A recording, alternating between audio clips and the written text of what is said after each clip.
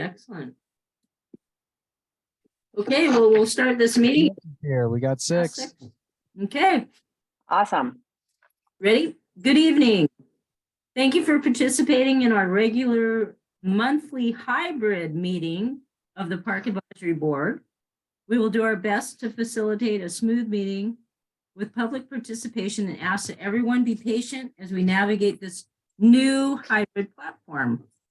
We have three formats for participation: in person, the Zoom web application, as well as teleconference. Before we begin, I want to review some guidelines and general instructions for the meeting. Please silence your other communication devices, such as your cell or desk phone. This will ensure that we are not hearing any feedback or causing interruption during the meeting. During the meeting, all participants on Zoom, except for board members and county staff, will be placed on mute by the host. That means that you will not be able to mute or unmute your lines manually. The chair, which is me tonight, will announce opportunities for public comment, which are included on the meeting agenda. For those on Zoom, if you would like to make a public comment, please click on the raise hand feature to signal that you would like to comment. The sound will be unmuted, and the internet participant should announce their first and last name before speaking. The participant will be called upon to speak at the appropriate time. For those calling in using phone lines only, if you would like to make a public comment, please dial 9 on your keypad to signal that you would like to comment. The last 4 digits of the call-in number will be announced, and the call-in participant should announce her first and last name before speaking.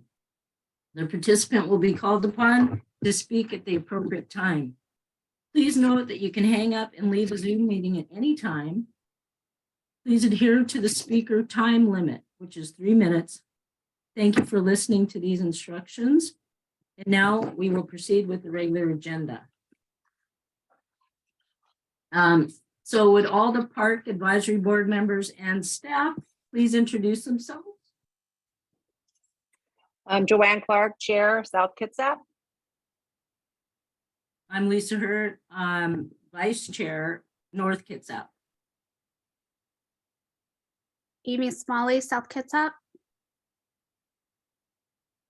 I'm Amy Lawrence, Central Kitsap.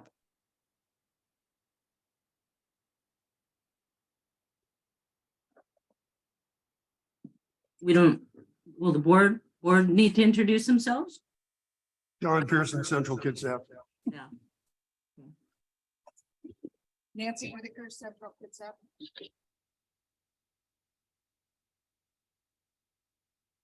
Okay, is that everyone? I think that's 6. Park staff, Arno Bergstrom. There's There Arno. you go. Aaron Nix, planning. Alex Wisniewski, Park Staff Director. Matthew Oxford, Park Staff, Capital Projects Planner. So, okay, I think that's everyone. All right, our next item on the agenda is the adoption of 2 meeting minutes, one from the October 19th meeting and one from the December 21st meeting. They're up for approval. Are there any corrections that anyone has noticed? I have one suggestion. It's not really a correction, but I noticed in the October agenda that Joe Lubishire did request that we put the Zoom link and the phone number on the actual agenda. It would make it easier for a lot of people so they wouldn't have to go back to the website and find the Zoom link to log on. So I noticed it hadn't been done. So I'm just gonna point that out. Are there any other corrections that anyone has noticed? Okay, if there are no other corrections, the minutes stand approved. All right. Yeah, Lisa, could we get the board members to make a motion to approve? I make a motion to approve both October and December minutes from the meetings. Excellent. Anyone second that? I'll second it. Thank you, Linda. Thank you, Alex. Okay, next on the agenda is our public comment period. If we have anybody in the public that would like to comment, now is your time.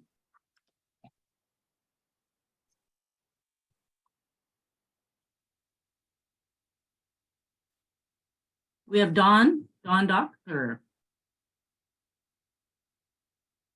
I saw a hand up. Dawn, are you there? Yeah, I'm here, but I don't have my hand up. Oh, okay, I saw your hand up. Okay, thank you. Sorry about that. That's right, Beverly Parsons?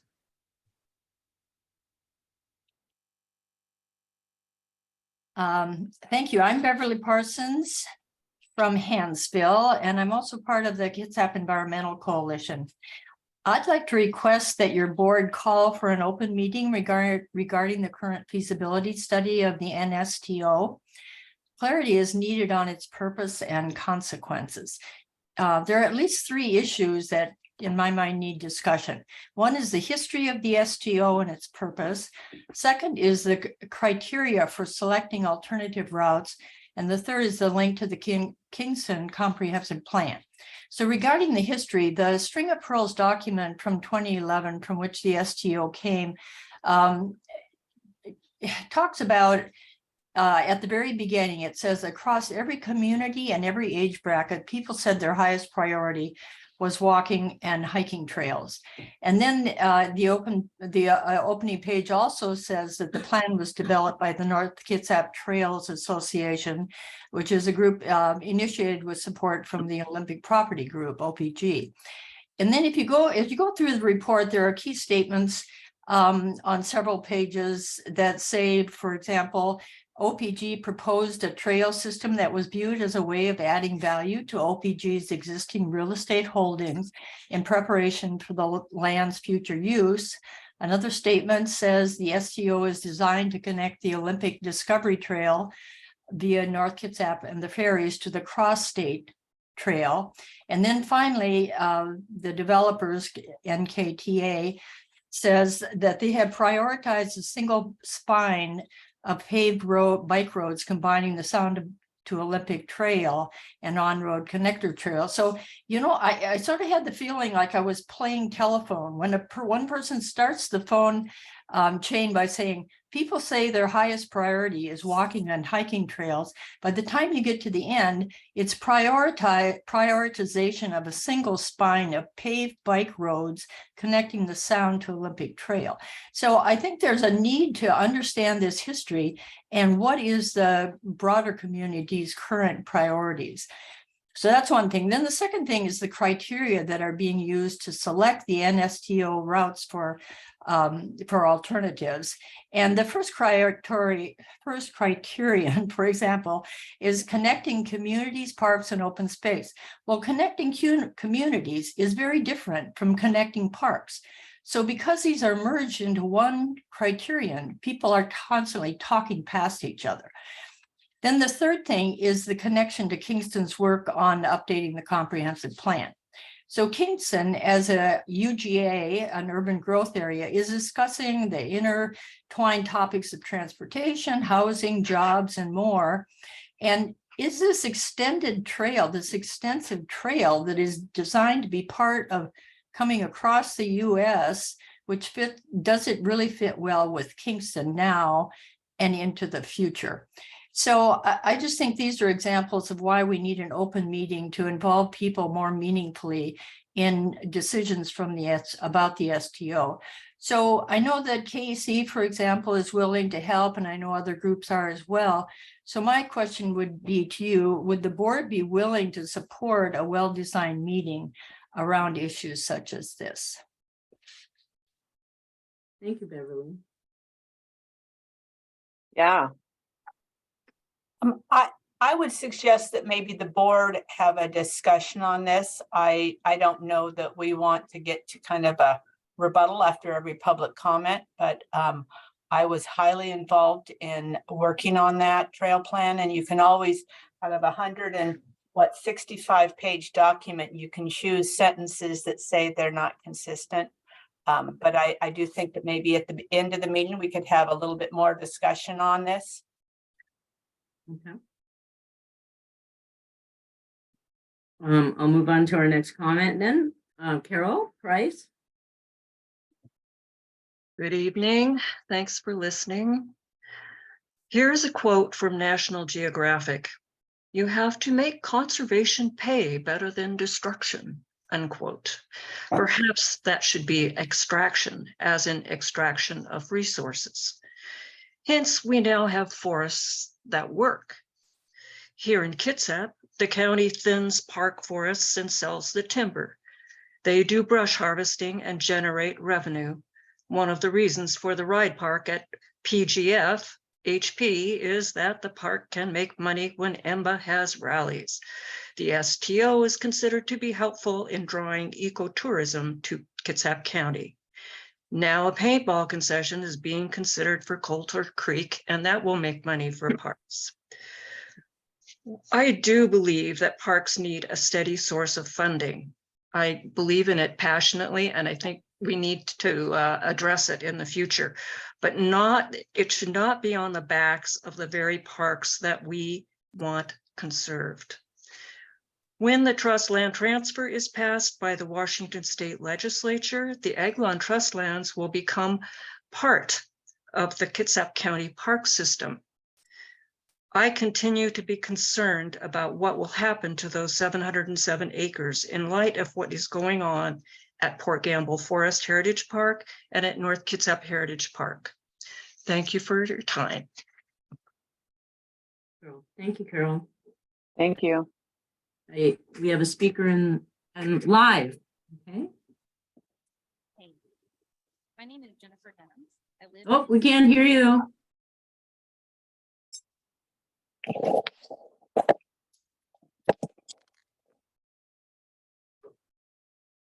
How about now?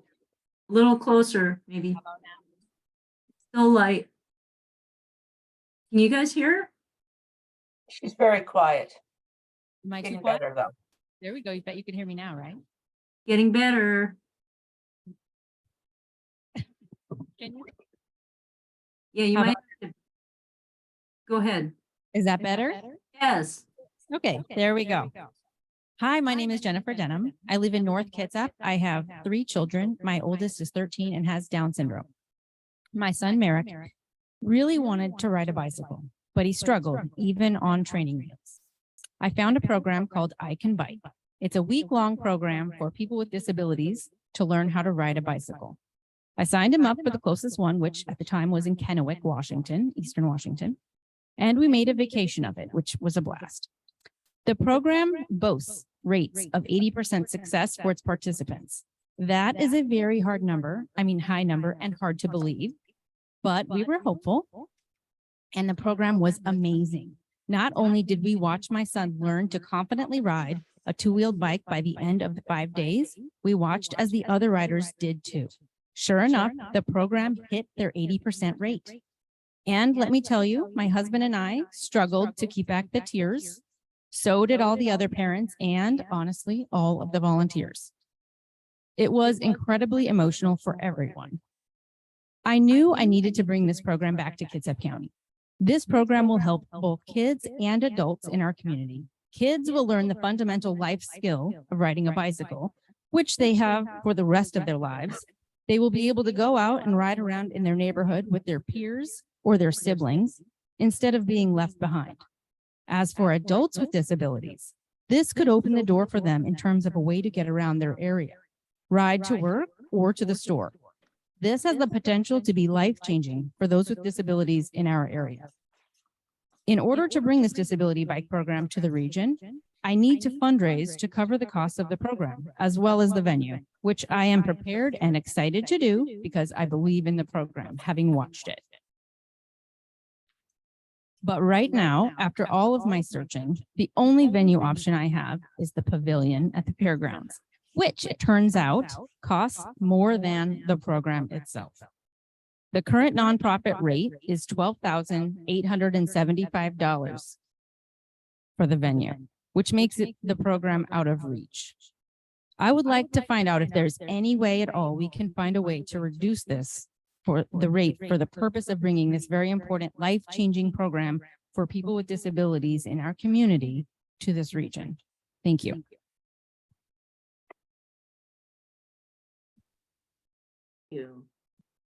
Does your program have to be indoors? It's both. They need the gym facility and they also need a outdoor section, either a parking lot or a track. So they need both because they start off indoors on adaptive equipment. It sounds like a great program. I would suggest you reach out to West Sound Bike Group. I know that they have people in their club that are advocates for people with disabilities. And also your school district, because they have gymnasium. Yep, I've reached out to all of the districts, to be honest. Have you? Yes. So, and here I am. So tells you how that went. Okay, well, there is a facility at CBEC that is the CBEC Community Center, which is the old gymnasium, for the CBEC Elementary School. And I think it's $50 an hour. Do you happen to know how big it is? Because it may not be big enough. It's a Yeah. school gymnasium. Yeah. So I actually was invited to measure the full-size basketball court at the old gym at the Suquamish tribe. They were really on board with this program. And I went there and we measured it together, and it's a full-size basketball court. But it doesn't have the side pieces that you would see it, like maybe Central Kitsap High School probably has it, for example, where the bleachers pull out. But without that, the square footage is just under 5,000 and we need 6,800 for the program. Might want to drive down past it. Right. Yeah. It's the old CBEC school. It's right past the CBEC school. Yeah, I'll definitely check it. Thank you. Thank you. Did we get your name? I didn't hear your name. Yes, Jennifer Denham. Thank you, Jennifer. Are there any other comments to be made? No. Lisa, I have one item to add, and that is the email that I shared forth with the board yesterday from Joe Lubisher. Should be kind of registered as a public comment. Since it came with documents, it was easier to share over email than via a speech here. So just want that to get logged as a public comment. Thanks. Excellent. I was going to bring that up as old business or new business. I wasn't sure what it would be considered, but a public comment. Okay. Thank you.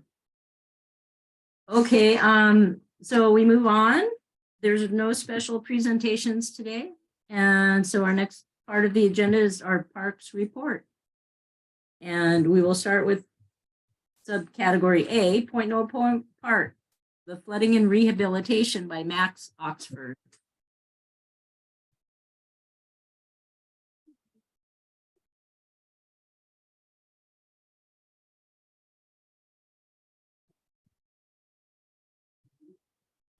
Is Max there? Lisa, one more public comment. Oh, okay, great. Good evening, everybody. My name is Joe Lubisher. Hey, Joe, get closer to the mic.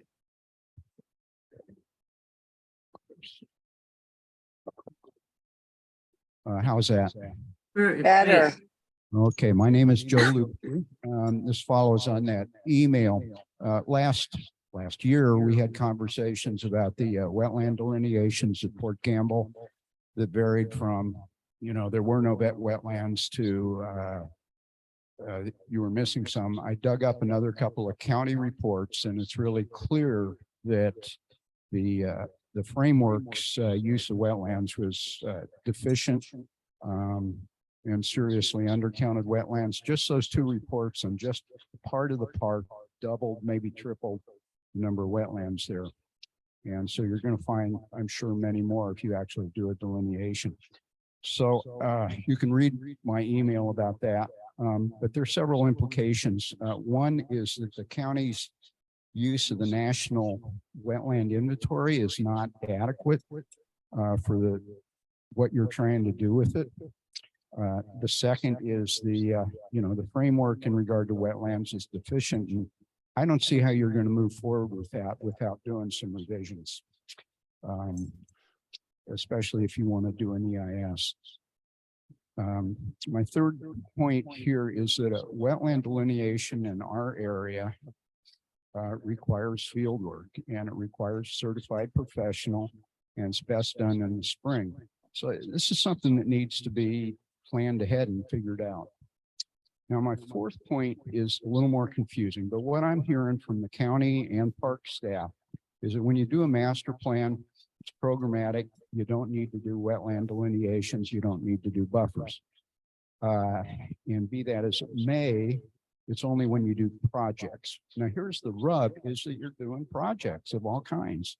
And I can go into them in more detail, but there's the ride park, the paintball parcel, the mountain bike trail building at Port Gamble, the landscape classifications, and perhaps even logging.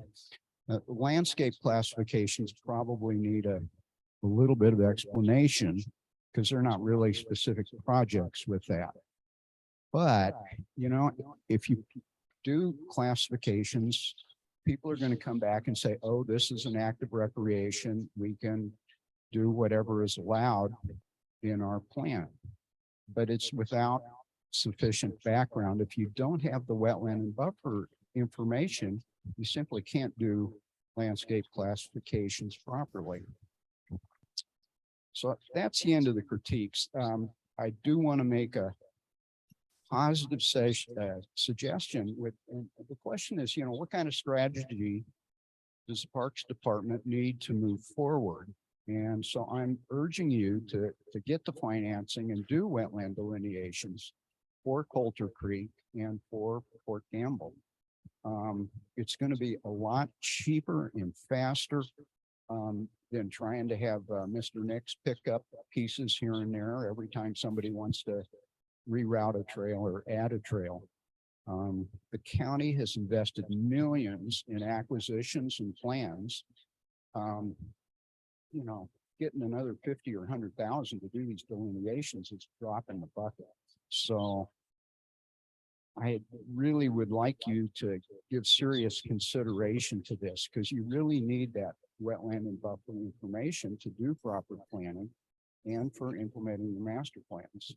And if you do it all at once, it's going to be a whole lot cheaper and a whole lot more effective. Okay, thank you. Thank you, Joe.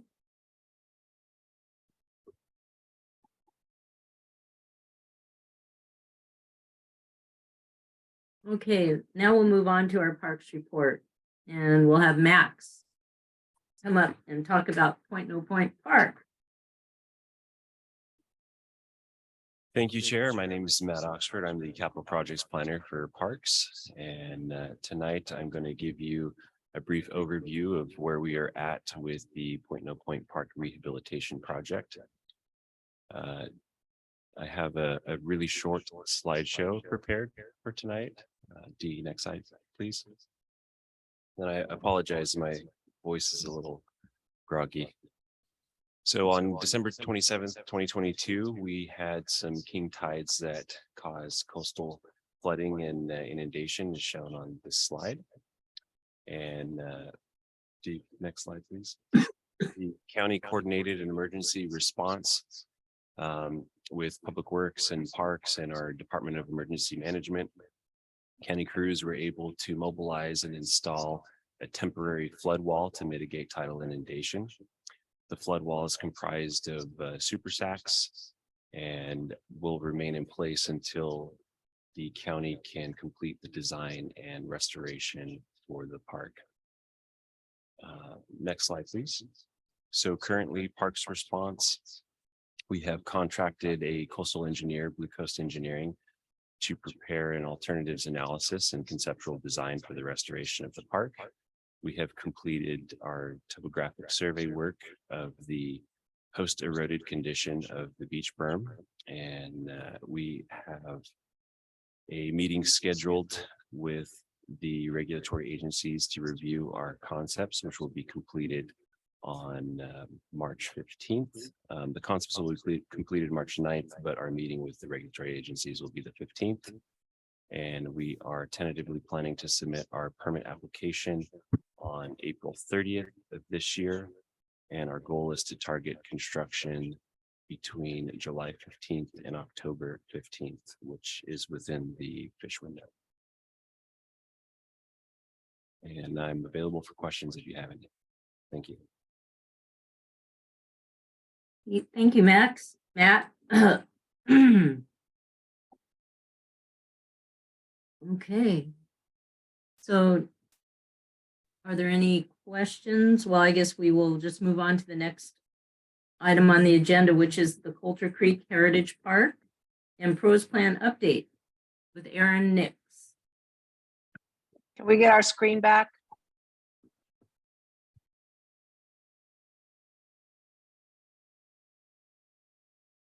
Thank you.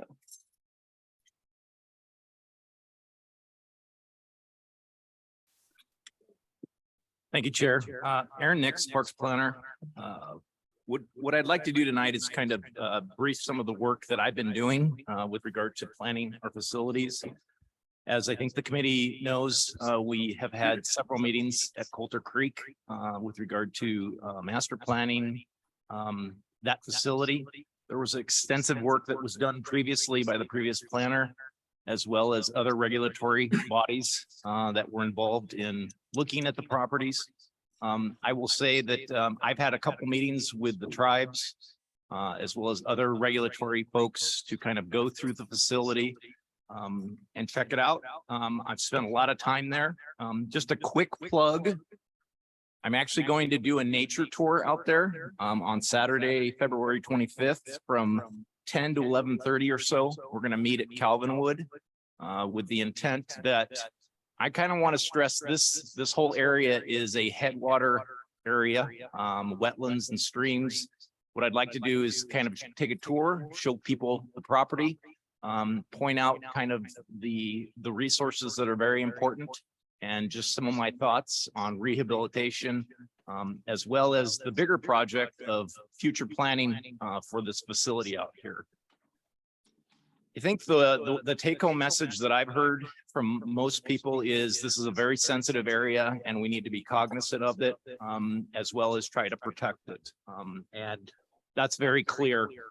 What we did, and Stephen Starlin, the previous planner, took that information and basically started identifying areas for protection, conservation, and other related types of activities.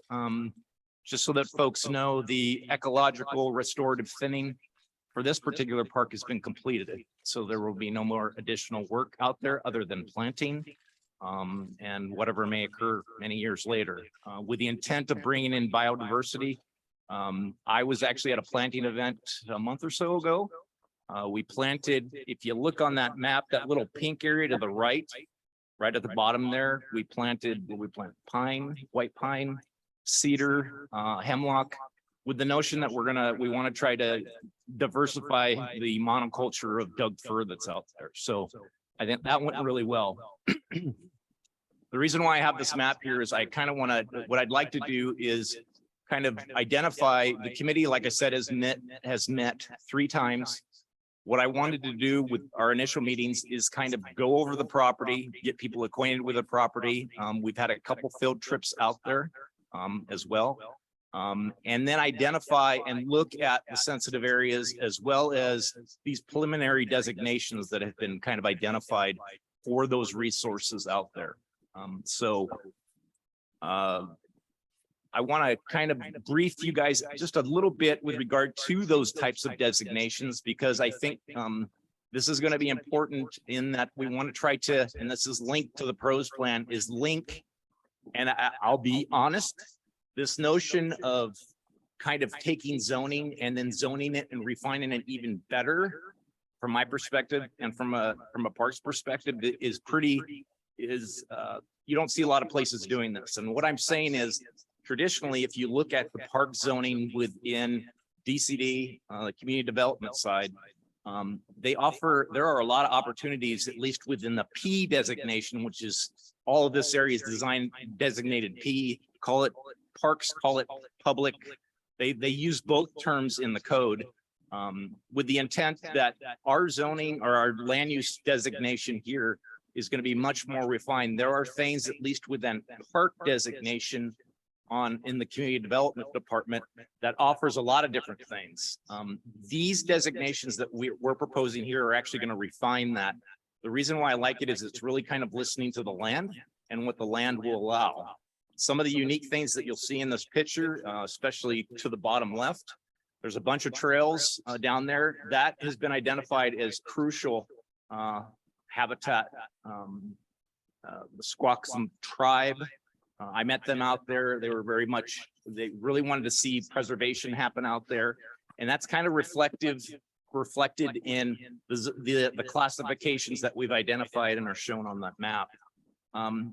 Just quickly, kind of want to go through each designation again, very quickly, kind of the stewardship component of each of these designations. Hopefully that'll make things a little bit clearer. I do have these people here have those designations. That's that other sheet that I sent you. Basically it defines each of those classifications. Yes, ma'am. Yep. So similar to the map, you'll see basically those colored areas are defined here. What we've identified are the various pieces. A natural area, excuse me, I'll put my glasses on. Basically the stewardship priorities for a natural area is to protect, restore, and enhance inherent natural, culture, and historic attributes. The key purposes for ecosystem reserves are to represent the biodiversity of an area, provide habitat for species, and provide sites for scientific research, long-term monitoring, and education. Collectively, our working group really felt very positive and liked the notion of having potential areas that are left alone. If you look at how this is defined, really, we don't want to allow a lot of activities within that natural area, but there are some things with regard to education that could be very helpful. And I'll get into it. And we have another classification as it pertains to that. But really the priority with natural areas, try to preserve, enhance those types of things. The next one's conservation. Next page. The stewardship priorities are to manage resources to protect key resource elements, including natural, historic, and cultural features.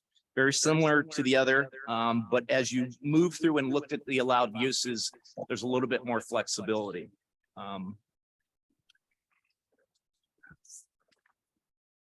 Passive recreation. Manage landscape for recreational safety, limit impact of uses, provide passive recreation opportunities, including trails, interpretive and directional signage, viewpoints, and resting areas. Moderate resource disturbance is acceptable with dispersed and moderate recreational use and activities. So again, a little bit more flexibility, but again, that notion of trying to protect the resources to the best we can. The reality and what folks need to understand is we aren't exempt from any of the critical areas ordinance and the criteria established within that. So the reality is that if we want to go in and disturb an area or property, we need to do the appropriate permitting and work needed to make that happen. So I just want to make that clear for everybody. The next one identified as active recreation, and obviously nature-based recreation with high level of recreational activities and facilities.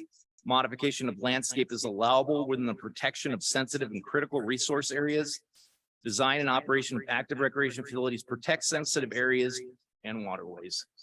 The intent is obviously this is going to be high active recreation, but again, in conformance with critical areas and everything else, we have to avoid is our first process in developing. The next would be to mitigate potentially if we do that. So we still have to play by the rules that everybody else does is what I'm trying to mention here. The last one being actually there's two more. There's specialized recreation. And that is specific, developed for one or several unique recreational uses, which require special care and are made available for public use in a controlled manner. Moderate to high levels of recreation intensity and development dependent on recreational experience and activity demands. Basically, it's identified as areas that we want to focus some sort of recreation activity. Those are also identified on the map that I supplied in the pink areas. The last one is, I believe it's conservation education. And in this particular plan, we've actually identified Calvinwood as a potential area to make that happen. In talking with folks in the school district, as well as some of the regulatory agencies, there's really a lot of interest, and I would advocate for this. The wetland complexes out at Calvinwood are some of the best, nicest ones I've seen. They're really good open water wetland systems, probably class 4. There's some really good interrelating connections between them. And as I'm gonna emphasize in my nature walk, these are the places for the nurseries for young fish, as well as it starts the whole water quality component. And that's what's crucial about this particular set of properties is it's basically the headwaters to Coulter Creek that dumps out. I don't know if you've been to the hatchery. It's right there, right before you get into Allen. That is a critical stretch of waterway for fisheries resources. So are there any questions about that? I kind of want to just update you. My intent from this point forward is I'm starting to draft whatever we're going to call this thing, master plan framework. And the intent is probably have our next meeting at the end of March to begin having those discussions about management practices and those types of things. It's imperative, at least from my perspective. I know there's a lot of discussion going on right now with regard to paintball and disc golf and everything else.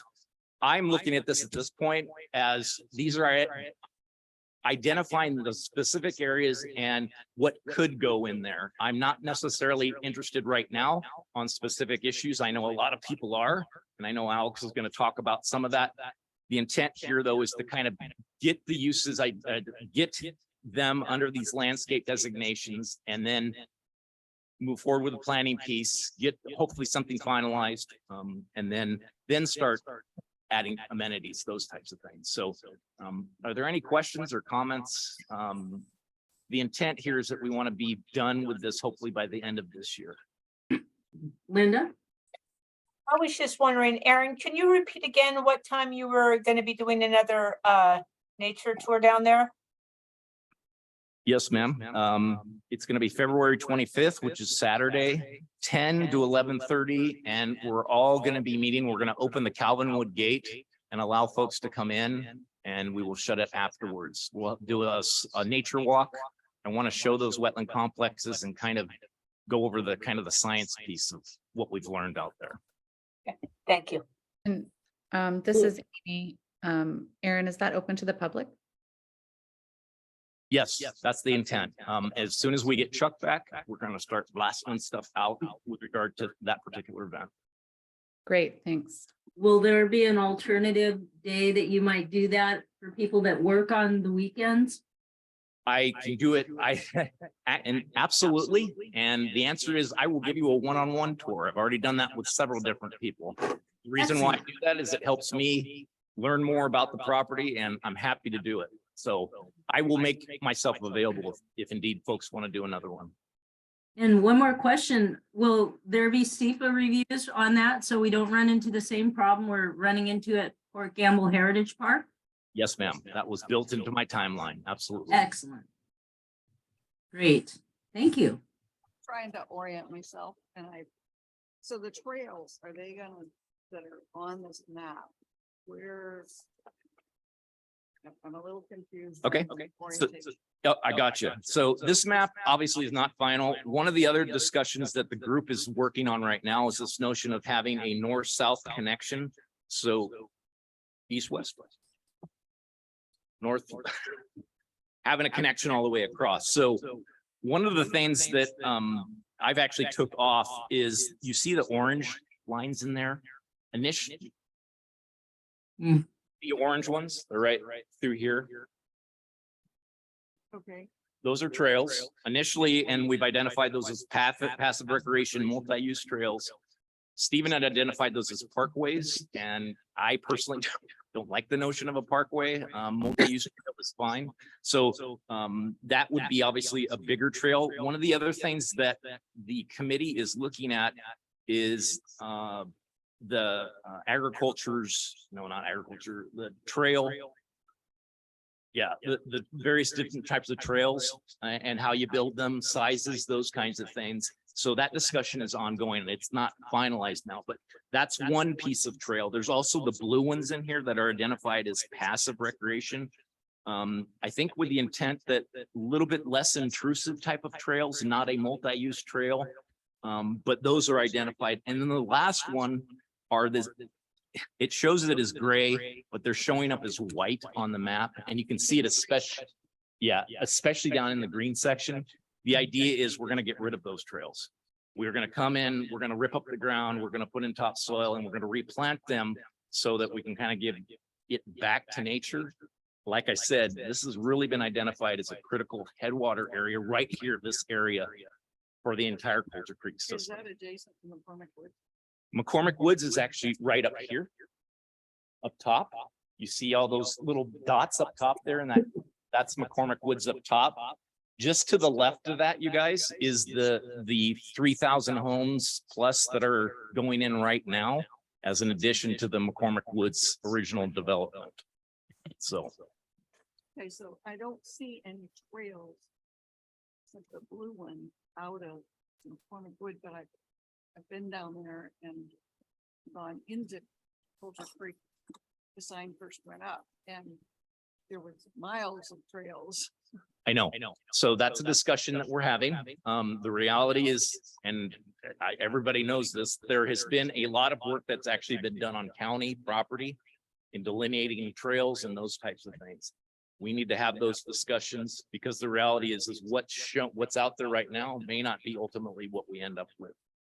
There's been some work that's been done, and I don't know who did it. I'm not pointing fingers at anybody, but there's a lot of trail network that's been put in there that we're going to have to look at.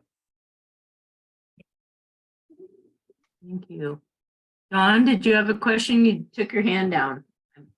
I did. I had a question from somebody this week regarding the Square Lake area in Pink where the paintball is about. There's a creek down there, it looks like, and there was a question of why that isn't designated with a buffer.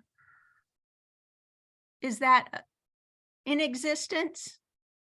This is Arno Bergstrom, both the tribe, but more specifically Fish and Wildlife, State Fish and Wildlife was out, and they designated that stream in the Pink area as a non-typed water.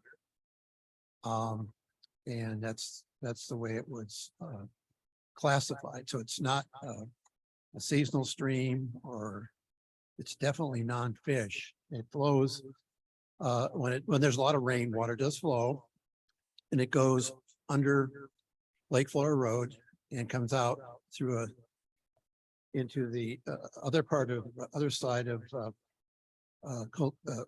Square Lake, the Square Lake property or park. And then it goes underneath the road, Schweitzer Road. And after it goes through Schweitzer Road and on a couple hundred feet, the water basically dissipates. It's basically subsurface flow. And as hard as they tried, they couldn't find any connection to any stream further north or to the east. They went to the property line, and there were no channels or anything like that. So that's as a part of the permitting for the thinning that I have to have those things reviewed. And it was reviewed on both sides of Lake Flora Road. It's a very good point, though, and I'll look at his research. There may be some merit to putting some buffers around there. I'll look at what was identified there. That's a good comment. Thank you. We had somebody, sir, you had a comment. Yeah, I was wondering, Coulter Creek is the one that runs right alongside Lake Flora Road.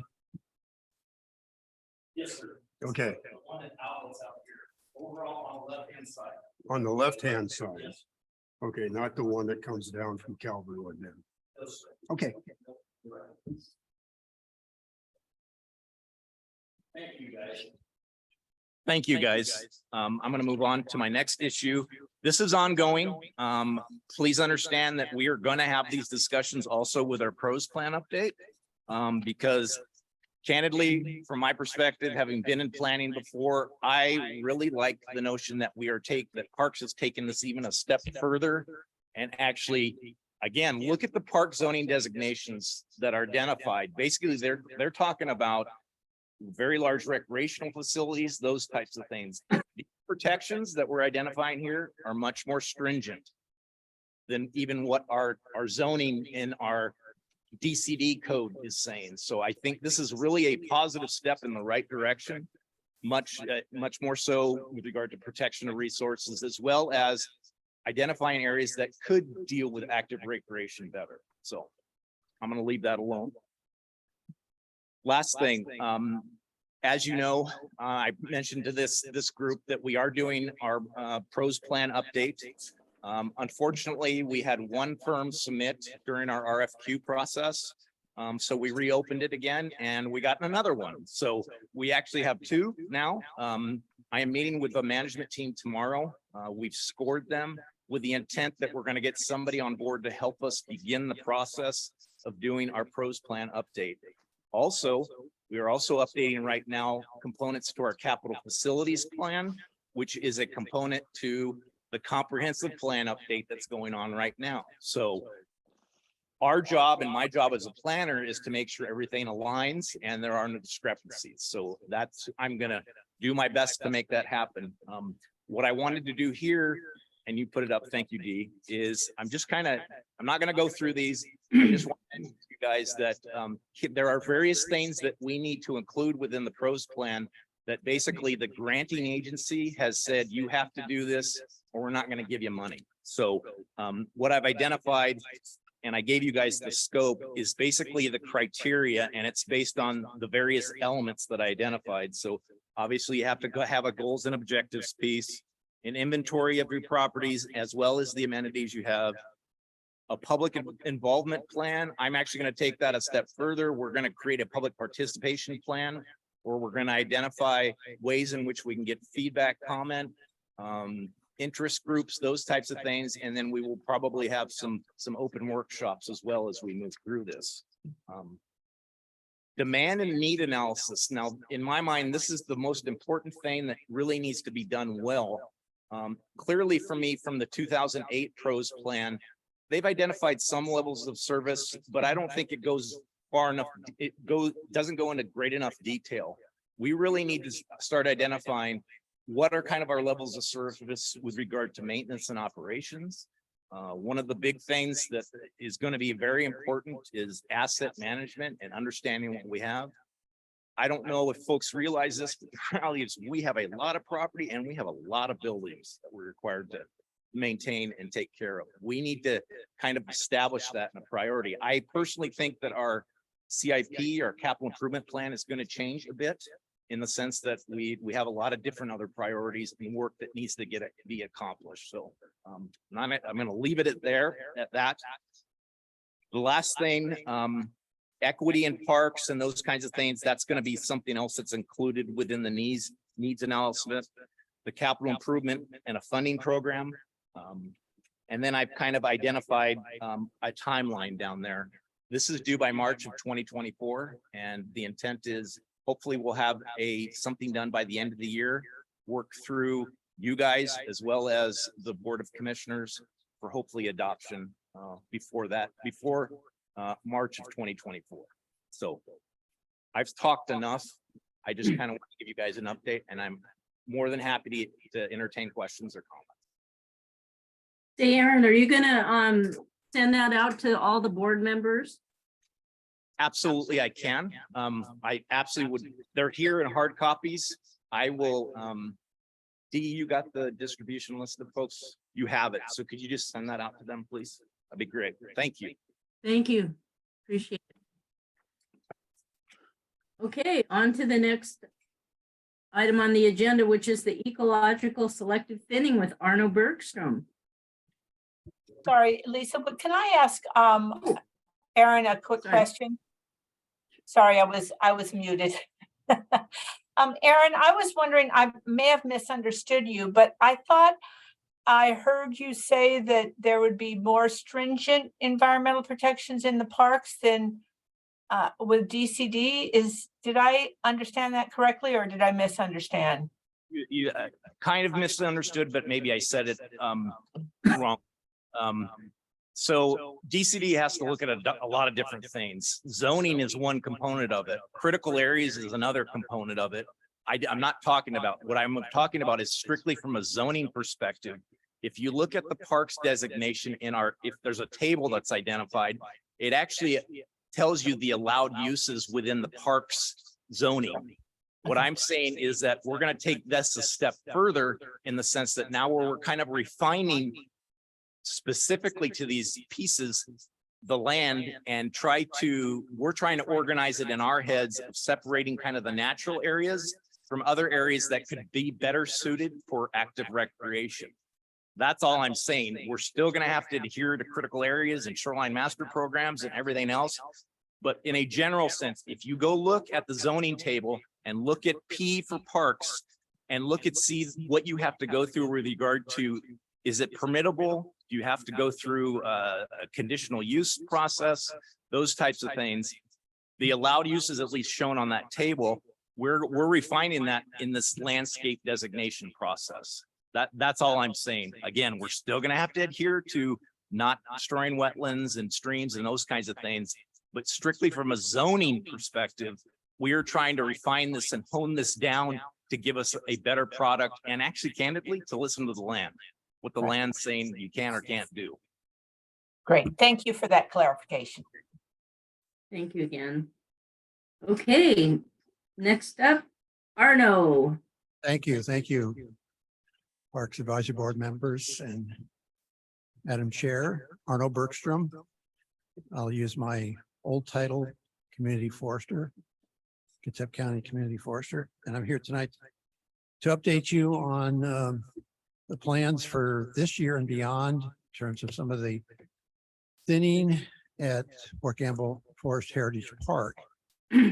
Last time and the only time any of the thinning work that I've been doing over the last decade occurred was in 2016, and it flowed into early parts of 2017. So it's been over 5 years since we did any actual selective or ecological or variable densities, all these terms that are used for it, thinning at Port Gamble. And at that time, there were a lot of, just like it is whenever you approach a new park to do some of this work, there's a lot of questions and a lot of concern.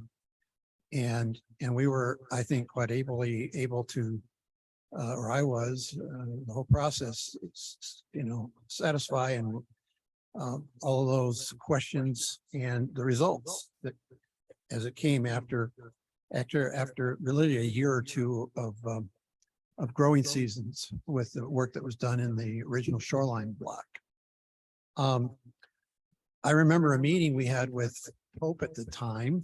We have an annual meeting, discuss what we're going to do, and basically I said that probably we wouldn't be doing any more selective thinning in the park and until the timber deed was all done, and way beyond my being in this role.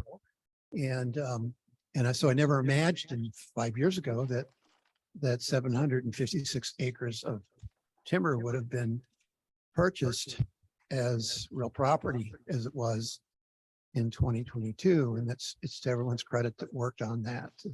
Everyone, totally. So with that, then came the, what do we do with this 756 acres? You might want to go to the first slide. I only have 3 slides, and one of them was the title slide. Go back to the next. There you go. This map shows the areas that were purchased, 756 acres. It also shows the shoreline block in the upper right-hand corner. Everyone's familiar with that. This map doesn't include the right center, or it doesn't include it adequately. It's far from adequate because the focus was on everything outside of the right center, because in the right center, we own all the trees that are in the right center. The trees in the south end, or mid to south, we'll call it that, are really, really young. There's one area that's approaching 40 years of age. That's going to be the first thinning project for this year. There are some trees in the second area. Why don't we move to the next slide? Hopefully it won't be too hard. You can see kind of to me, it looks kind of like a really, really pale blue or dirty white color there on my PowerPoint. But there is a number one in that sort of triangular shaped blob there. And that's a 30-acre area. There you go. Thank you, Dee. That's excellent. That's the unit that I already have permitted, an active permit. And the next unit, number 2, there'll be a permit probably in the next 45 days for that area. And then I'm planning for a permit for 3 and then for 4. I can tell you the names of all the roads. I do have a mountain bike, but I've never mountain biked up there and I'm not as familiar. Forbidden Forest is one of them, I believe, that runs north-south along the G1000 road. In the first unit, there are no mountain bike trails in it. I can't remember the name of the trail that's closest to it, kind of goes around it. There are trails in some of these units. That is the case. What I've been doing in the last number of weeks is we've been doing some road work to be able to, because we are in the wet season, so we've been adding gravel to the G1000 road. Some of it has not been surfaced with finer gravel yet, so I think some of the things I've heard that people are really concerned about the size of the aggregate we've put down, but that's base material, and then there's some finer material that's going to go over it. Plus, by the time you run a few loads over it, even the dump trucks bringing in the material are making it pretty nice, the weight of the loads coming in.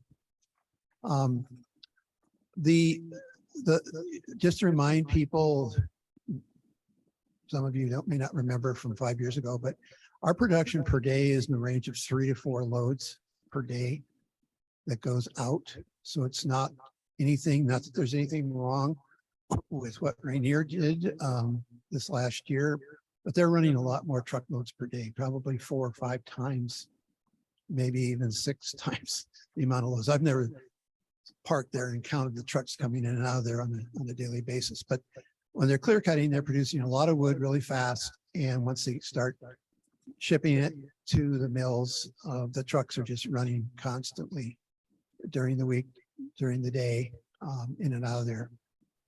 Our loads will be probably some early loads. All of the wood's going to go to Tacoma. So there'll probably be a load going out of there before most people are up in the morning. And the remaining 2, or I doubt even 3 remaining loads, will go out no later than probably no later than 1 o'clock in the afternoon in order to get it to Tacoma. So there's fewer loads, and the window is a lot tighter in terms of hauling. The equipment has also been moved in on site. They're doing some maintenance on their equipment. They're actually trading out some equipment, bringing some new equipment. So they're in probably, I'd say, a week and a half to 2 weeks, they're actually going to start cutting. They probably won't haul anything for easily 2 weeks out of there. So, and the wood will be hauled north on the G1000, and it'll go out the Bayview Gate. And the logger was working on some signage today. If he didn't, I'll be helping him with it tomorrow. This slide also shows there's 6 areas that need some attention in the near future. I'm proposing 4 of them for this year. And that's what the numbers correlate to. 30 acres is the number 1 unit, 190 is number 2. 4 is 25 and 5 is approximately 70. And the other 2 are the northernmost young stands. One is in the Wright Park where EMBA has been working on some of those trails up there. And then across the road where the which is in the what to be considered the northern part of the eastern uplands forest block. Those are younger stands and they're not even 30 yet. And so, it might be, 5 years, 6 years down the road, but they're all older than anything really that we purchased further south. So. Okay, I think that's everything. Just questions. So is area 2 what you're referring to as forbidden forest? What was that? Is area 2, that includes what you're referring to, forbidden forest? And Yeah, forbidden forest does run in a portion of that from it's, I don't know exactly where it starts on the south side, but it runs, it kind of parallels the G1000 road. yes, Yeah, it does. and you'll be thinning that? Yeah, most of it, some has been pre-commercially thinned and it was just easier to just kind of put it all in there. In the permit, because Pope had brought a crew in and did some pre-commercial thinning, but there's scattered pockets of some trees that are bigger that could use some selective thinning. But that trail will be closed. Yeah, definitely closed down for use when we're on that side of the road, and then when we're done on the west side of G1000, and the trail will be cleaned and cleared. And I'm a proponent of variable density thinning, and I'm involved in Yep. Newberry Hill, but I hike up here and with the clear cutting that was done on the backside of forbidden forest. Yep. And then to go in and that concerns me a little. well, yeah, I can appreciate that, but the that stand that was clear cut was really overstocked, and the timber that was acquired is of that same condition, because before it was identified in their original permit, they were going to take more of that wood actually, and then it got changed as the negotiations were going along, and they actually had to modify their boundaries for the forest practices permit. And so some of the very timber that was taken in the clear cut is some of the very timber that really needs to be thinned. They clear cut it. What we're going to do is we're going to thin it. There's a lot of fir that survived, over the last, say, 33 to 39 years, but then there was a lot of infill and hemlock. So how long will forbidden forest be closed? It probably shouldn't be more on that side, shouldn't be more than a month. Just an estimate, things can happen, but I don't think it will be. When you would anticipate that happening? I don't really know at this point. It would probably be we'd start sometime in April, probably. That's Mid- a very much loved and very much used trail. Okay. Yeah, there's some really steep parts to it too, aren't there? Yeah.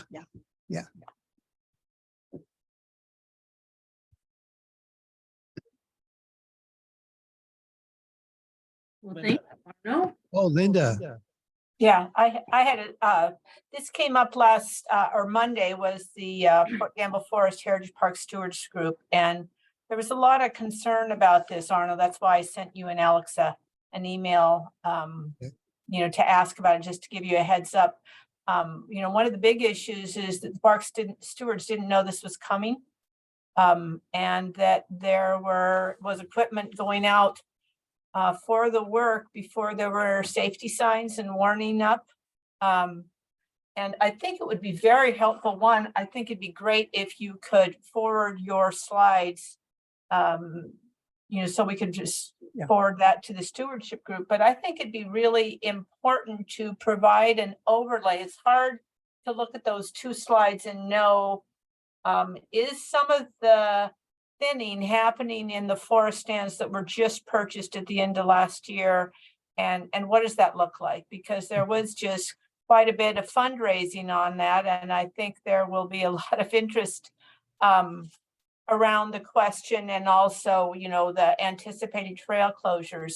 And if you might, I know, you said that it'll be going more slowly, but we had heard that it could be going on for 6 to 9 months. I don't know if that is actually correct, but maybe you can also clarify that. Well,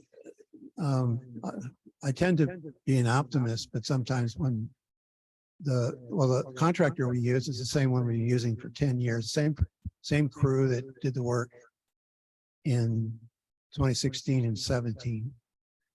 And I just know that there are things that happen, breakdowns, repairs, stuff like that. So every year he's telling me, well, this will only take us a month and a half, and it takes a lot longer. We'll be done before November 1st, and then it's the end of November when they're done. And it's not because they're doing shoddy work or anything like that, but it's logging, and things happen, and there are delays. You can even close a mill for a week. It's just all kinds of things you just can't count on. So it's really hard to say that. I'm thinking that they could be there for all of the rest of the balance of 2023. I think it's a possibility.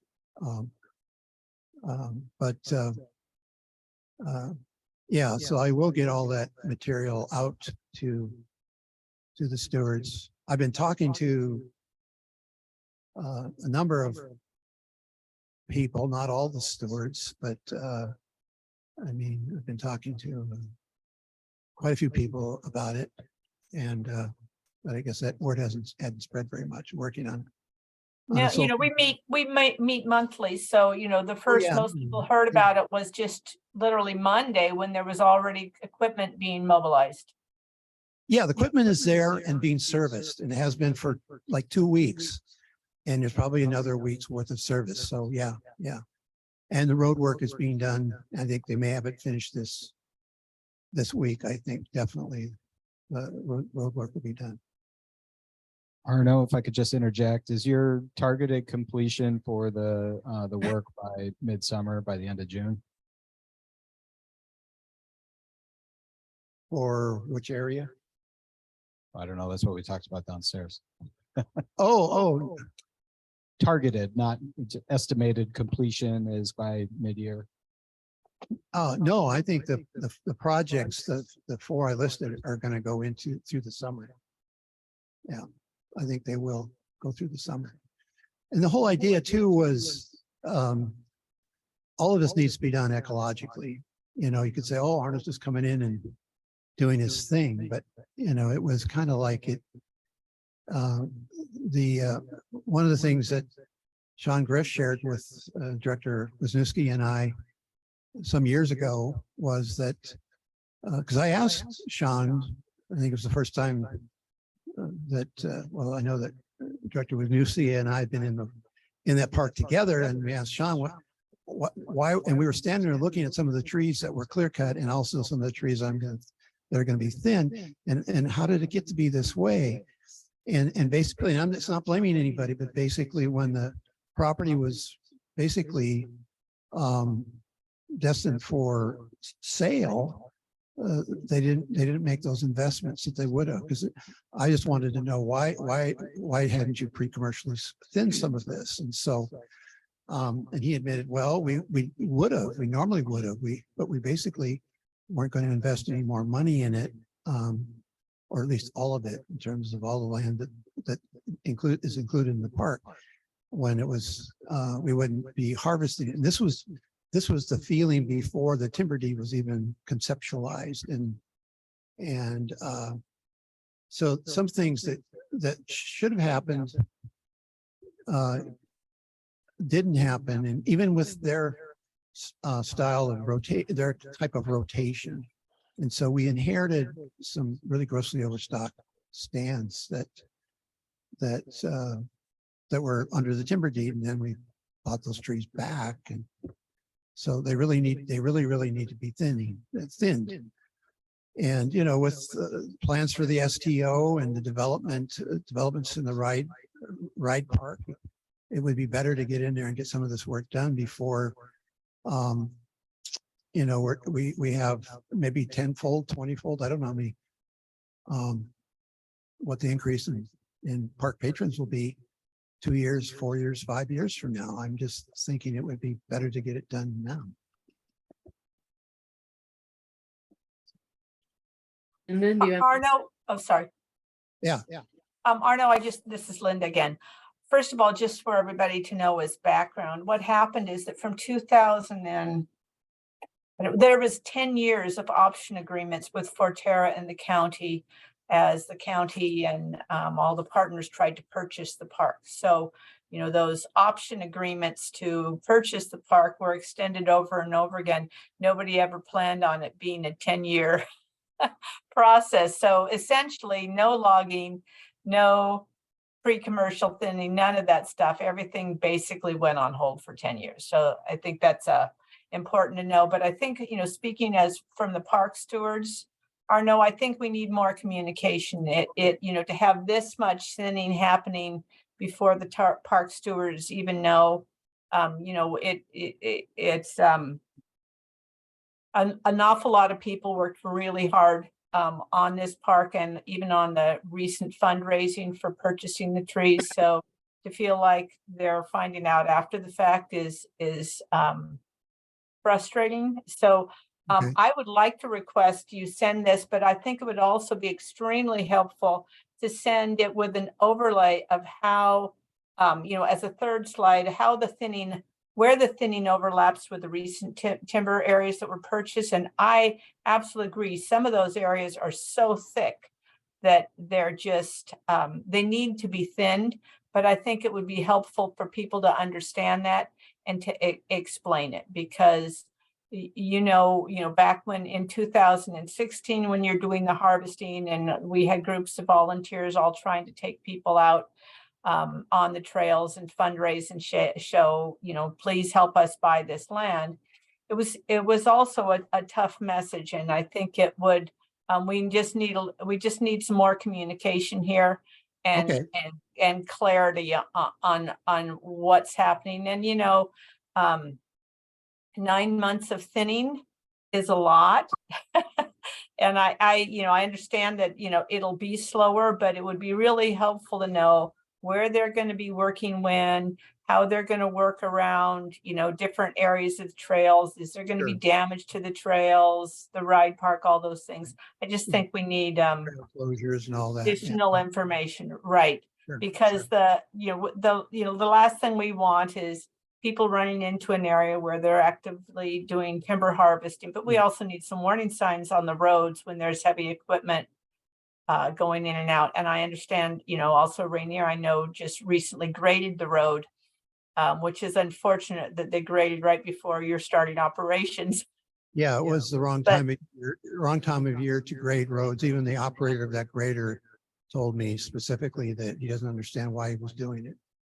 Well, was there communication between you and the Rainier Timber operations on this work? No. Okay. No. I mean, no, they didn't let us know they were going to grade the roads at the wrong time of the year. No, they didn't do that. No. No, but did they know that you were going to be doing this work? I can't recall, but Linda, we met with them. Yeah, We we had the met with annual them. meeting recently and made them shared aware. Yeah. shared at least the number one plot with the group. Yeah. Also, the first slide that was shared represented the 756 acres of timber rights that were purchased. Right. two represented of those 756, which ones are, you know, at least within the appropriate age range for harvesting, and which of those then are being targeted for 2023. Right. So the second slide, Alex, of the 400 acres, how many of those acres were the land where the recent tree purchase happened? All of it? Except for the number 6, which is located within the Ride Park that is already owned by the county. So that was not part of the recent timber right purchases. I believe 1 through 5 are part of the timber right purchase. Right, and 1 through 5 are also parts are stands that were purchased in phase 1 and phase 2. Nothing in phase or contingent, or call it phase 3, is ready to be selectively or ecologically thinned, probably for over a decade.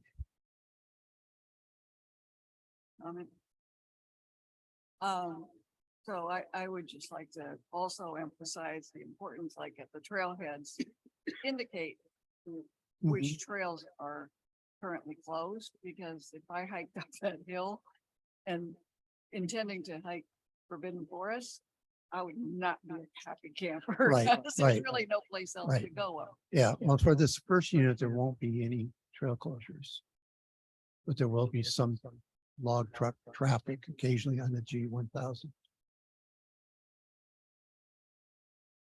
And a portion of G1700 will be closed. That you can, that's a trail too. People do use it, but most of them are on the mountain bike trails or hiking trails.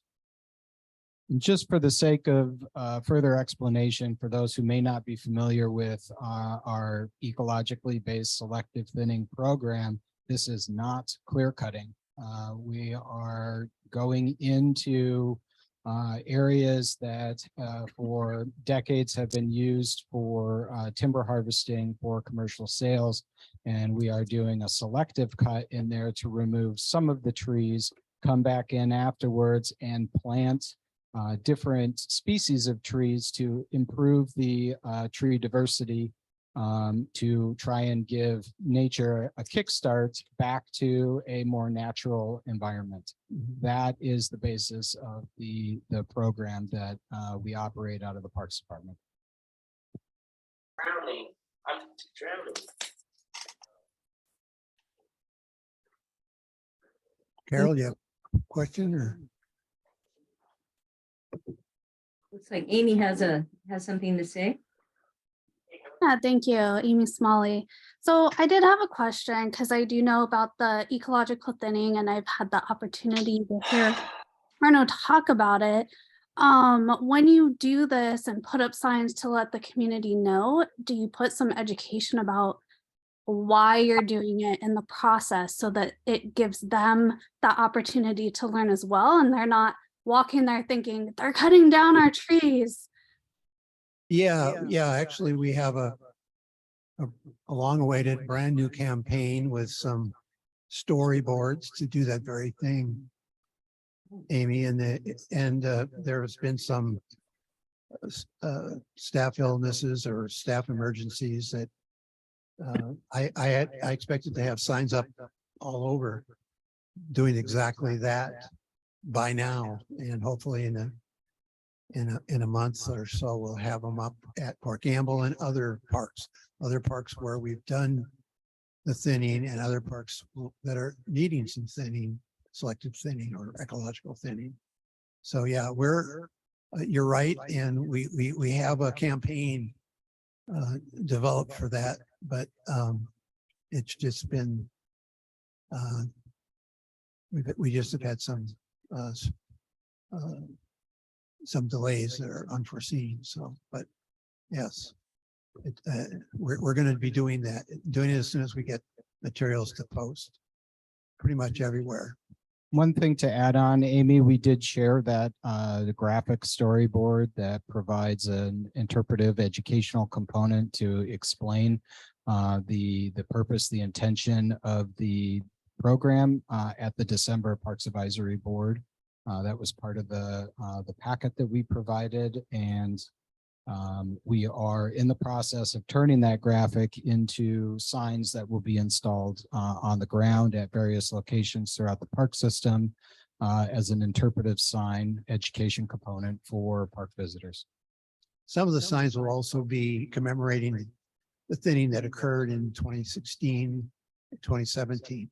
It'll be the same storyboard, but it will let the public know that what they're looking at is an area that was ecologically thinned, and give the date of that. So yeah, we want to reinforce what we're doing and why. So, and I guess I hadn't really remembered that storyboard had been shared, and it's at that level of completeness in December. But that's what I'm talking about. It's we borrowed it from a project in Jefferson County, and it's worked really well for them. And we're going to be posting it at Newberry and Coulter and North Kitsap, where we've done projects, thinning projects, so that people realize sometimes if you're new to the area, you have no idea. You think it's always looked like that. We want people to know what we've done. Well, thank you for your time. Thank you, Arno. I have one more question. Okay. And Arno, one is that I do think that the thinning that was done in 2016 has been positive. You Yep. know, it was hard to watch, and it's come back, and the openings, it's been a positive thing. So I also believe in the restorative thinning. I've brought this up before too, is that one of the things that really has always bothered me is that the paint on the trees that were left to remain, the blue paint on those trees. Can we paint the trees that are coming down instead of painting the trees that are remaining? So we're not walking through the. We're not painting trees anymore. Okay. Yeah, I mean, there's lots of reasons why we did it. But we ceased to do that in about the second half of 2018.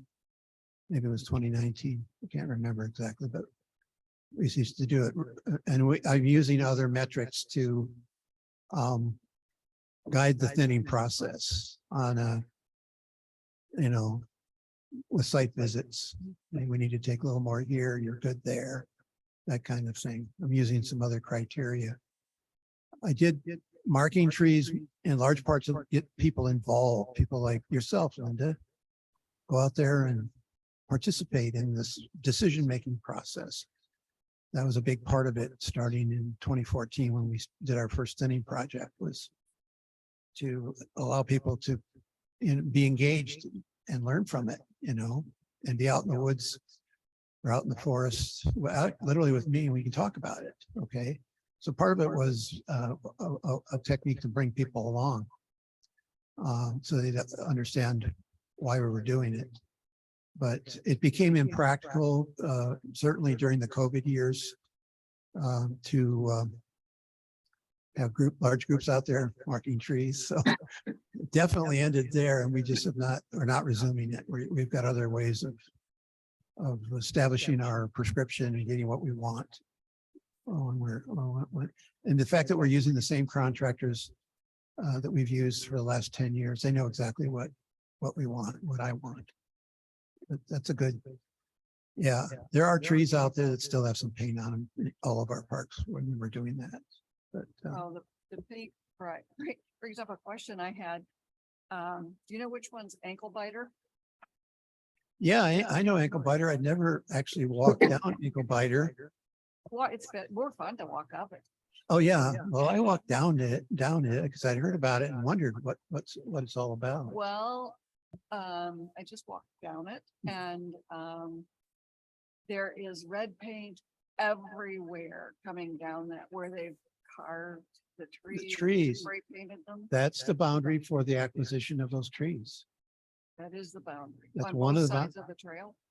Yes, yes. All the land or timber that was purchased, that was marked that way. If you were to look at if you look, I mean, you'll cross over at different trails, even on Forbidden Forest, you come out on the you're on Forbidden Forest, you go through an area where there's trees that were blazed and also orange paint was used and some flagging was there. That was the way they, and it was all surveyed, and these are the trees within those areas, those are the trees that were purchased. Yeah. So I didn't do that. It was done as a way of making sure that if we are buying 756 acres of trees, and then these are the trees that were, because they had to do an appraisal on those trees, and that set the price for those trees. They had to mark it, and they were pretty aggressive about marking. Yeah, they're on both sides of. I agree. We actually I looked agree. For mountain bikers that were gonna go after Yep. dark and. No, couldn't see that them was regularly. how they marked the units or the areas where the trees were purchased. There's also blue and white ribbons all over. Well, that's my ribbons. That's marking the harvest boundary. Yeah. Yeah. The blue and white striped ribbons are the ones I put up. So What's gonna happen to ankle? Is it gonna- nothing. Not gonna be get logged or, No, I don't know. It's a great trail. you haven't walked it. I did walk it for the first time like 2 weeks ago. I put up that flagging, that blue and white striped flagging. Anything else? I've gotten Nope, more than thank my you. fair share of time. Thank you all very much. Thank you, Arno, and thank you for the great questions. Excellent stuff. Okay, we're on to the next part of the agenda, which is Alex, which is going to talk about private-public partnership, paintball, and the director's report. Yeah, thank you, Lisa. So if you'll recall, in December, we did a brief presentation and had a fairly robust conversation about a potential private-public partnership with Kitsap Paintball in the southern corner of Square Lake that sits on the south side of Lake Flora Road. This is a conversation that it's been going on for about 1.5 years now. It was first brought to the Parks Advisory Board in 2021 on 2 different occasions. And we basically at the staff level have worked through our various processes, including bringing it to the advisory board for recommendation, and brought that forward to the next step, which was having a conversation with the commissioner's office, and wanted to provide a update back to the Parks Advisory Board based on that conversation that happened recently. Basically, what staff has been directed is to hit the pause button on moving that potential private-public partnership forward and allow the pros plan to carry out. The reason was for two purposes.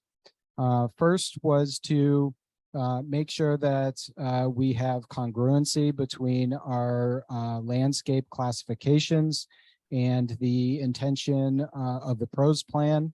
And secondarily was to further define what heritage parks mean, are purposed for, and have allowances for.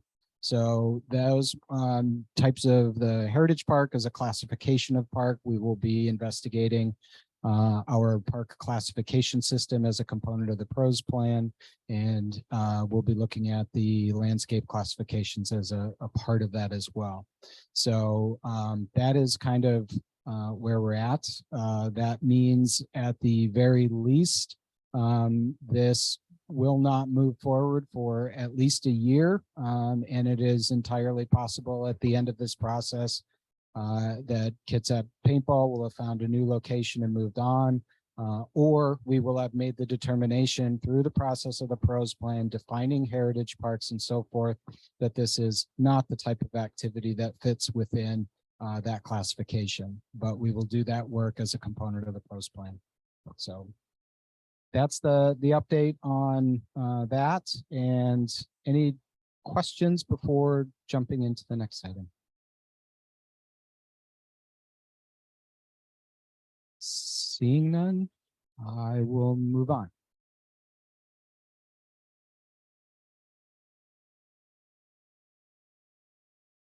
So within the report that I provided, really we touched on some of the major items through staff's presentations and the topics that we have discussed. I do want to make you aware of just two other items on the report. And then after that, certainly happy to answer any questions or discuss any of the other items I'm not necessarily bringing up, but that you do have in written format. The first one is with regards to OAC services and their project management that they were hired for Port Gamble Forest Heritage Park. If you will recall, the county contracted with OAC services to do project management for 4 different projects simultaneously, really. One was the Port Gamble framework. One was the ride park construction, the ride park development. And then the other 2 were 2 parking lot design and development projects. One at the south end of the park off of Stottlemyre Road, the other one at the north end, just inside the park boundary, that will provide parking support for the mountain bike ride park that is almost complete. Of those 4, 2 of those projects are finished or will be finished in the next couple months. The framework, of course, we're all well aware is completed at this point and now sits and will be reviewed as a component of both the upcoming PROS plan as well as the county's overall comprehensive plan. The mountain bike ride park construction on that is due to complete in the month of March. Barring any weather issues or something unforeseen that may cause that to take a little bit longer. But we are, according to all things are pointing in the right direction, that will be completed with that in the next month to month and a half. And then the other 2 projects are the 2 parking lots and trailheads. Those are currently designed and have been submitted into the permit process with the county's DCD department. And we are awaiting their final review and for those to breathe some daylights and come back. When those do, now that the staff, the Parks Department is, I think, 1 position away from being fully staffed, we now have the correct expertise, the correct staff in positions that were previously vacant, that we can now absorb these projects and manage them from a staffing level. Thus, we are bringing, bringing our contract with OAC services to a close as of April 30th. The time between now and April 30 will give us some overlap with staff to make sure we get documents transferred to the Parks Department, and we have an opportunity for site visit questions, information sharing with OAC before that contract closes.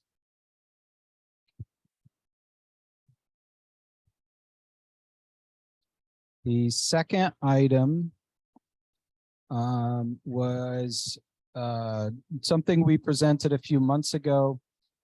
This is in regards to a planning grant that we applied for through the Recreation and Conservation Office with the state of Washington. This is a brand new grant program through RCO, and we applied for it for a site concept plan for the fairgrounds and event center here. That was our proposed project. It's the evaluations, scoring by RCO, and then the responses to indicate which projects were going to get funded. Took a lot longer than anticipated. That review process was delayed twice because of the volume of applications that RCO received for this brand new grant program. They got 99 applications in. Unfortunately, ours did not meet the cutoff criteria or the cutoff point threshold to get funded. So we are sitting on the wrong side of that line. But nonetheless, we at least know the fate of that. We were going to attempt to move that project forward in 23 and 24. Now that we know that we don't have the grant for that, we will reevaluate, plug that project into a new timeline, and plan on seeking other funding sources to move it forward, because that project is highly valuable to the departments and much needed. And those were really the two items I wanted to just give you an update on. And with that, happy to entertain any questions or other comments.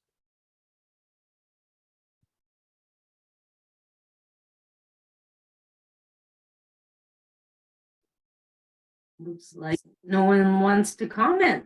Okay.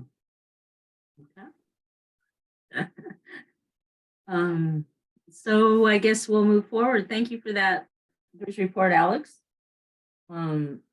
So we have subcommittee reports next on the agenda. Are there any subcommittees that actually met this last month? No. No. Okay. So maybe we'll skip over that. And district representative reports. Let's try some old business. Joanne, you're muted.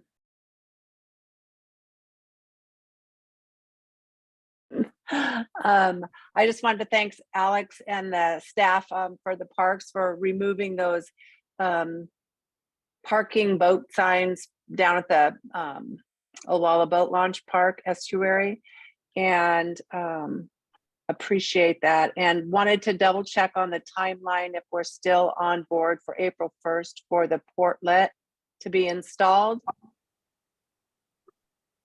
Yes, we are. It's on our list for portalet locations.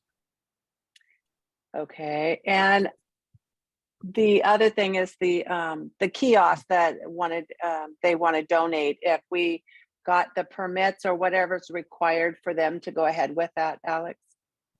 Not yet, but it's on our list. Okay. Thank you. Excellent. Any other old business? One more, parking lot at the Anderson Point Park. How are we going with that? Where are we at with that, Alex? It is on our capital improvement plan, our CIP, which is currently being evaluated, and will go through actually this was an item on the director's report too. The CIP, as you are aware, we have not had the appropriate staffing in place for 3 years now to carry forth any of our capital projects. So they have largely sat in a state of pause, for lack of a better term. Now that we have staffing on, we are evaluating that program. We know that we are under budgeted probably in every single one of those projects, in large part because the dollars associated with them are at least 3, if not longer, years old. And so those dollars don't match up to today's costs. So that's part of our evaluation. We're basically moving the CIP update forward in 2 different phases. The first phase is an evaluation of projects to accomplish in 2023, and we have a variety of those that are listed, as well as very unfortunately one that we are adding to the list that is not currently captured there, and that is the rehabilitation at Point No Point due to the flooding, which is taking a significant amount of resources and attention currently. So phase one is a reevaluation of 2023 projects. We will need to take that back to the commissioners to get projects for just this year kind of reprioritized and rebudgeted. Phase two will come later in the calendar year and likely in alignment with the normal CIP update. And that will be a larger look forward at the more complete 6-year, if not longer, list of capital needs for the departments, and reorganizing that, rebudgeting it, redoing the associated timeline with it, and overlaying that with staff capacity levels. You know, it's great to throw a bunch of projects on a list, but if we simply don't have the numbers of staff to carry them out, it doesn't make a whole lot of sense. So we are, I guess, after that super long answer, the short answer is it is under evaluation when to complete, but it is on our short list of things to get done soon. So as far as how long things have been on a list isn't going to matter with the criteria, or will that be held in consideration? It is being considered because we have other projects that have been incomplete since 2016 that we are basically ramping up the priorities so we can get these accomplished, because the Parks Department historically said these are a priority, they got funded, and we have not yet completed them. So we are trying to play a little bit of catch up with older projects. Okay, thank you. Do you still have the funding from 2016 when those were initially approved? We do. Oh, good. Yeah, so I think we have 4 different projects from 2016. We still have the remaining, some of that money's was spent already, but the remaining balance still lives with our department. What we need to evaluate is, are the remaining dollars enough to complete the project? And that's part of the evaluation we're doing. In all likelihood, the answer is no.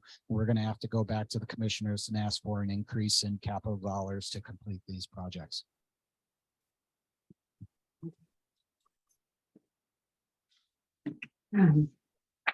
Linda?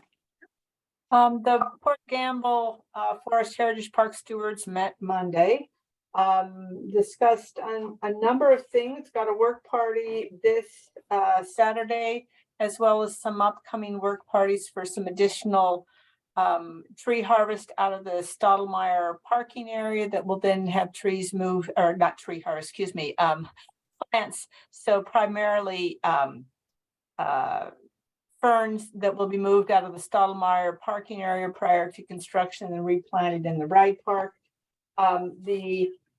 The restoration committee does meet sort of irregularly around projects, but the trails committee, so when people have questions on trails, the trails committee meets the Sunday a full week, so 8 days prior to the Monday park stewards meeting. Other issues discussed along with the timber harvest were some upcoming projects, and also a bit of a struggle around forming a nonprofit is fairly complicated.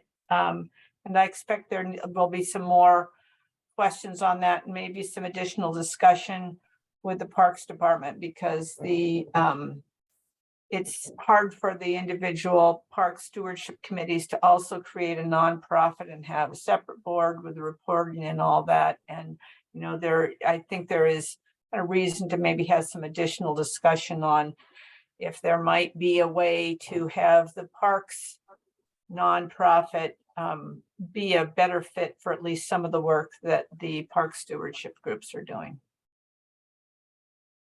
I also have, separate from that, but I did one of the questions at the beginning of the public comments at the beginning of the meeting asked about the Sound to Olympics Trail and where it came from in the String of Pearls.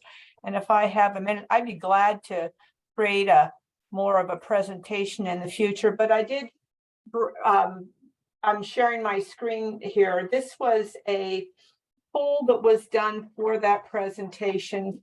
for the creation of the plan. It was done by the Kitsap County Health District. And so that was professionally designed. And one of the questions was, I believe that paved shared use paths that are separated from cars would be an important addition to the North Kitsap community. There were 724 people that participated in the poll. 89% of people thought that was important. We did a poll and went all the way down to all the different, this was a 165-page study here. But we actually broke out those 724 different people who participated by both location and even age groups. This one was done by location, and absolutely across the board, when people ranked what was the most important thing for them, walking and hiking came out number one. But then if you look at, biking on paved trails, had 408 people say that was their next higher priority. And then also biking on dirt trails was also highly prioritized. This one shows each community's preferences. And then there's another slide down here that is by age.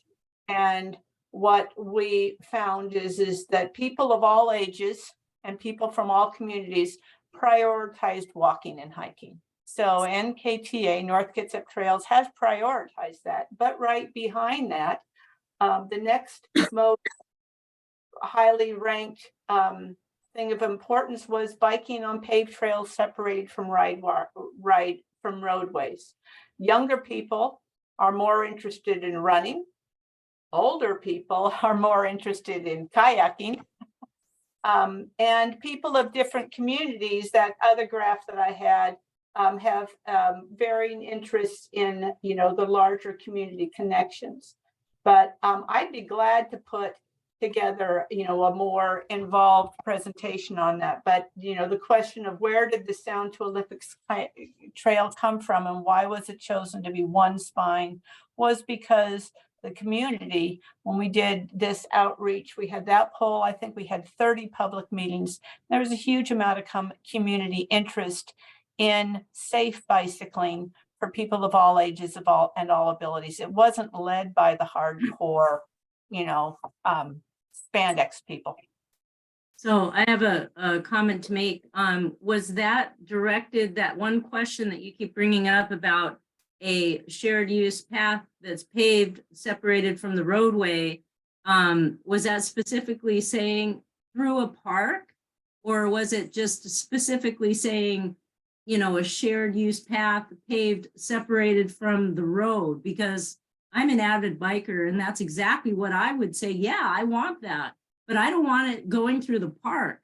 The park is a park. It's made for walking in nature, and a shared use path that's paved, like the Burt Gilman Trail in Seattle, that goes all over Seattle, but it's not going through the Arboretum and it's not going through the park, so it's a whole different thing. And it's going from a community to a community, like taking you to the library, to the store, to wherever. Like you could go to Wallingford, Ballard, all over on the Burt Gilman Trail, but the STO, it goes from park to park to the bridge and then across the bridge. So I don't see it really serving the community's needs other than getting a bike trail through the park. That's kind of my opinion. Anyway, I would have answered that survey the way the other people answered it, but I'm not an advocate of putting the STO through the park. So it's kind of a skewed question. It's a little bit off. It needed to say, are you interested in a shared use paved path going through the center of a park?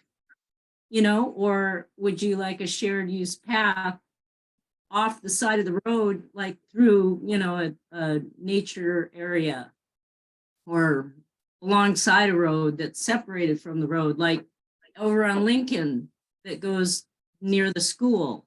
That's beautiful. Shared use path, paved, and it's separated from the road, and it's very safe. It's the only one in our county on the north side. So, and it's a safe biking road.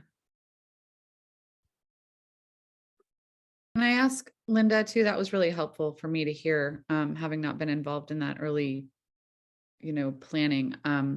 How long ago was that work done? And is that a public document that's available somewhere? Yes, it is a public document. It was adopted by Kitsap County in 2011 into the comprehensive plan. And I think I sent the links to it. I'm glad to send that again. But it's a big document, and it was 2011. And certainly at that point in time, there wasn't this was one of the documents that was done to support the acquisition of the North Kitsap Heritage Park, where it has become, an issue of controversy or debate. But, the discussion then was, do you want access to parks? Do you want access to schools? Do you want access to communities? The Sound to Olympics Trail is designed as a spine that connects Kingston through the parks. The vision was a string of pearls. String of pearls, the term string of pearls was developed by Frederick Law Olmsted in 150 years ago with the vision of the parks, I think in Chicago and New York City, where it was that the trails would go through open space and connect communities. People may not like that at this point in time, but that was where that term came from, was sort of the forefront of landscape architecture design in the United States. I'm going to interject real quick, just for the sake of clarity and a very good conversation here. There are two things going on currently with regards to the STO. One is the Parks Department and the county are having a conversation with RCO, the Recreation and Conservation Office, to take a look at the grant monies that were used to purchase a portion of North Kitsap Heritage Park and see if there is allowance there for a Sound to Olympics trail to traverse through the park. That is in process. The second thing is that this project, for the sake of its scope, far out exceeds the boundaries of our parks. And so this project, and specifically this is kind of in response to Beverly's comment earlier about calling for a public meeting. This is not our project. This is being managed by the Public Works Department. And so I would recommend going to their non-motorized transportation committee meeting and talking with the staff and that board about it, because their scope is much broader when it comes to non-motorized transportation elements than what the Parks Department does. Thanks. Thank you, Alex. That clarified some things. Carol, did you have a question? You took your hand down. I have a comment. This is how this always goes. There are other points of view. There are 750,000 people in this county, many, many residents. I don't have the exact number. 600 people do not speak for all those residents. That's why we want a public forum. Please, you need to hear some other points of view. Thank you. Hey, Carol. Are we on to the next topic? Or are we still- Lisa, a comment in the room from Nancy. I was Oh, okay, Nancy. different new business. Sorry. Could you speak up, Nancy? I can't hear you. I was just, other new business. Are we finished with what we were talking about? No. Yes, I believe there are no more questions or comments. Then, I'm, Central Kitsap, and Newberry Hills Heritage Park has a meeting, let me back up a minute. The non-motorized club meets next Tuesday, third Tuesday of the month. if you want to attend. I spent 7 years on that committee. Anyway. Huh? Yeah. Newbury Hill, Stewardship Group meets tomorrow night and they have a work party at 10 o'clock Saturday morning. That's one item. The other item is, I guess from my community outreach committee hat. I was approached tonight, to ask for a location to have bocce ball courts, which I did look. They are typically 90 feet long and 13 feet wide, and probably would need 2 of them. This was from Sons of Italy, where I've been prior to this, and learned how to make gnocchi, if anybody wants the recipe. So I'm just putting it out there. If there was a spot where if something that size, it's typically either grass or can be asphalt, or actually apparently traditionally it's crushed oyster shells. Yeah. So I said I would ask, and it could be maybe in a corner of a park somewhere that would be something that was doable. They are typically edged with rock or wood, the courts. Thank you, Nancy. Good idea. Any other new business?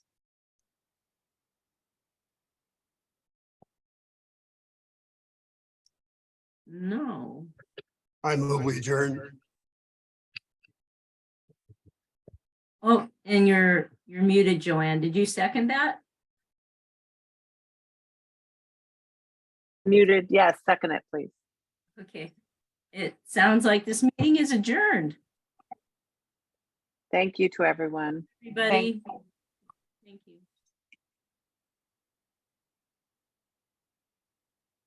Thanks, Lisa. You're welcome, Joanne. Were we Bye. afterwards and talk about something? I think that was somebody's comment. Maybe that was Linda. Yeah, I guess we're not. Okay, good then. Go to bed. Okay. All right. Good Bye. night. Let's have fun there in North Carolina. Oh, I will. Thanks. Okay. Bye-bye.